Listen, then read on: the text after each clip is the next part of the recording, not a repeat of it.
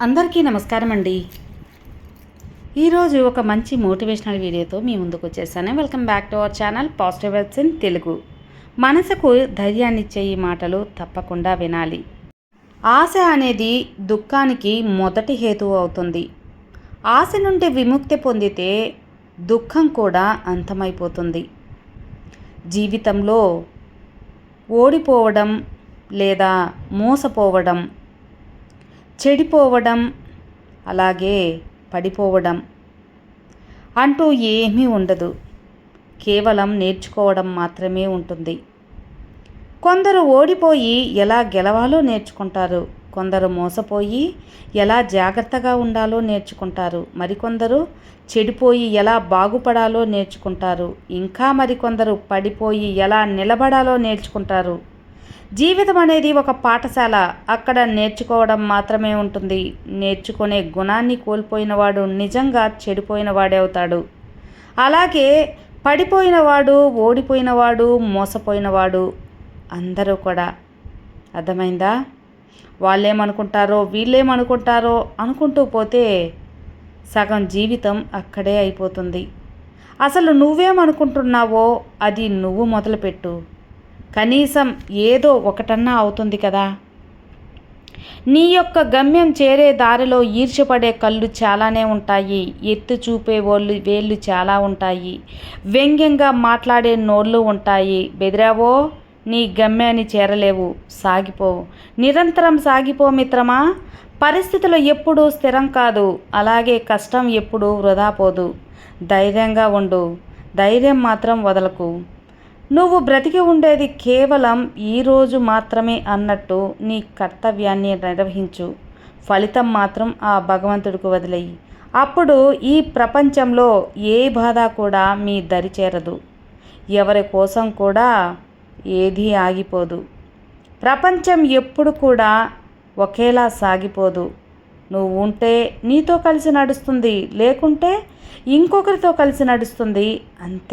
అంతే వ్యత్యాసం.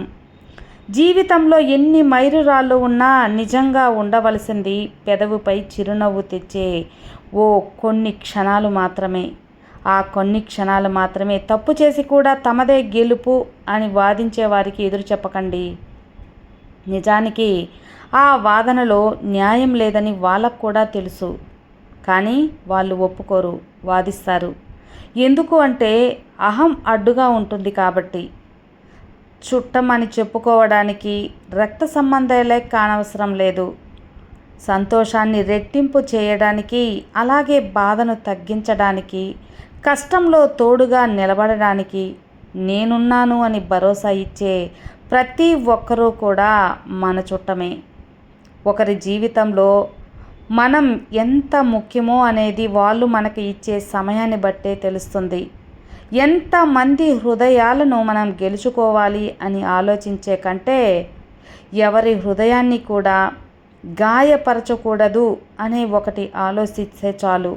నీ యొక్క మేలు కోరేవారు ఎప్పుడు కూడా నిన్ను ప్రశ్నిస్తూనే ఉంటారు. నీ కీడు కోరుకునేవారు ఎప్పుడు నిన్ను పొగుడుతూనే ఉంటారు అని గుర్తు చేసుకో. భజన చేస్తూ ఉండేవారు భజన చేసేవారు కాదు ప్రశ్నించేది. నిజమైన మిత్రులు ప్రశ్నించేవారే. అహంకారం, గర్వం, అలాగే పొగరు ఇవి నా దృష్టిలో ఎంత ఖరీదైనవి అంటే నాకు వాటిని కొనుక్కునే స్తోమత లేదు. అందుకే నేను చవకగా దొరికే సంతోషం, ప్రేమ, అభిమానం, చిరునవ్వు, ఆప్యాయత ఇలాంటి వాటితో సర్దుకుపోతూ ఉంటాను అనే వాటితో సర్దుకుపోతూ ఉంటూ నువ్వు కూడా. మనం గొప్పవాళ్ళమైన తర్వాత చప్పట్లు కొట్టేవారి కంటే మనం దగ్గర ఏమీ లేనప్పుడు వెన్ను తట్టే నిజమైన స్నేహితులు వాళ్ళే. గొప్ప జీవితం సత్యం ఏమిటో తెలుసా? డబ్బే ముఖ్యం అనుకునే వారికి మంచితనం తక్కువ అవుతుంది. మంచితనమే ముఖ్యం అనుకునే వారికి డబ్బు తక్కువగా ఉంటుంది. కాదంటారా? నిజమే కదా. ఎవరు ఎదుటివారు నాశనం కోరుకుంటారో వారికి కూడా అటువంటి గతే పడుతుంది. అందుకే ఎప్పుడు కూడా ఒకరికి మంచి చేయాలన్న ఆలోచన తప్ప చెడు ఆలోచన కలిగి ఉండకూడదు. మనిషికి అహంకారం సృష్టించే చీకటిని ఛేదించటం ఎవ్వరికీ సాధ్యం కాదు. బాధే బలవంతుణ్ణి చేస్తుంది, భయమే ధైర్యవంతుణ్ణి చేస్తుంది. అలాగే వైఫల్యమే నిన్ను వివేకవంతుణ్ణి చేస్తుంది. ప్రయత్నం అనే ఖచ్చితమైనది నీ దగ్గర ఉన్నప్పుడు విజయం అనే ఒక ఉత్తరం ఖచ్చితంగా నిన్ను చేరే తీరుతుంది. అబద్ధం చెప్పడం ఒక శాపం లాంటిది మిత్రమా, ఎందుకంటే అది మనలోది కాబట్టి, ఆ ధోరణిని పెంచుతుంది కాబట్టి. కానీ నిజాయితీ వరం లాంటిది, ఎందుకో తెలుసా, అది మనలో ఎదుర్కొనే శక్తిని పెంచుతుంది. వేలాది వ్యర్థమైన మాటల కన్నా శాంతిని అలాగే కాంతిని ప్రసాదించే ఒక్క మంచి మాట చాలు. ఒక మనిషి గురించి మరొక మనిషికి జీవితాంతం గుర్తుండిపోయే 2 విషయాలు. ఒకటి చేత్తో చేసిన సాయం, ఇక రెండవది మాటతో మనసుకు చేసిన గాయం. ఆనందంగా ఉండేవారు తమ దగ్గర ఉన్నదాని గురించి మాత్రమే ఆలోచిస్తూ ఉంటారు. ఎప్పుడు కూడా విచారంగా ఉండేవారు తమ దగ్గర లేని వాటి గురించి మాత్రమే ఆలోచిస్తూ ఉంటారు. ప్రియమైన వారి వల్ల మనకు ఆనందం మాత్రమే కాదు, దుఃఖం కూడా కలుగుతుంది. అలాగే కష్టాలు కూడా సంభవిస్తూ ఉంటాయి. ఎదుటి మనిషిని అర్థం చేసుకోవాలి అంటే ముందు నీకు క్షమించే గుణం ఉండాలి. ఇందులో ఉన్న ప్రతి సూక్తిలో లీనం అయి ఉంటే తప్పకుండా మీ జీవితం సంతోషంగా ఉంటుంది. అలాగే ప్రతి విషయాన్ని కూడా జీర్ణం చేసుకోగల మనసు మీకుంటే గెలుపు మీ సొంతమవుతుంది.